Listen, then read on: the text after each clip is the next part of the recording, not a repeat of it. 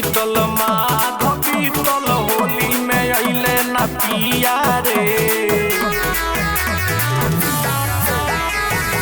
उस बीतल माघ बीतल होली में अइले न पिया रे। तो साया उठा के देखनी भौजी दाढ़ी बनावत बिया रे। साया उठा के देखनी भौजी दाढ़ी बनावत बिया रे। साया उठा के देखनी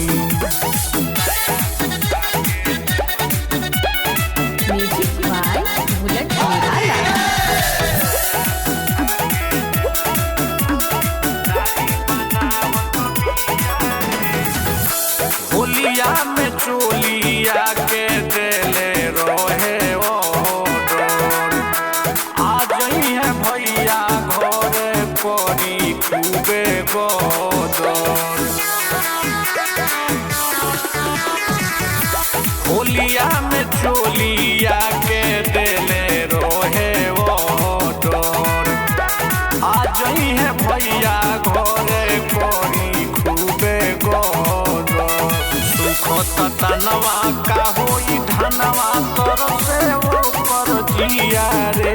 तो साया उठा के देखनी भौजी दाढ़ी बनावत बिया रे। साया उठा के देखनी भौजी दाढ़ी बनावत बिया रे।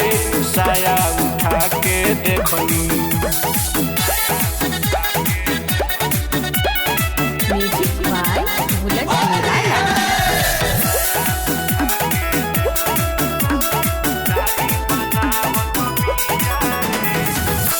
होलिया में गरम होके घूमतिया खुला।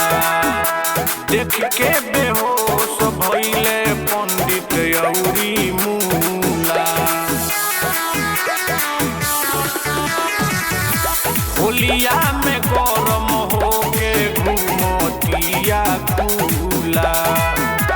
देख के बेहोश भइले पंडित औरी मूला।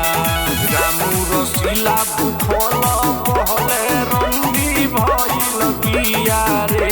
तो साया उठा के देखनी भौजी दाढ़ी बनावत बिया रे। साया उठा के देखनी भौजी दाढ़ी बनावत बिया रे।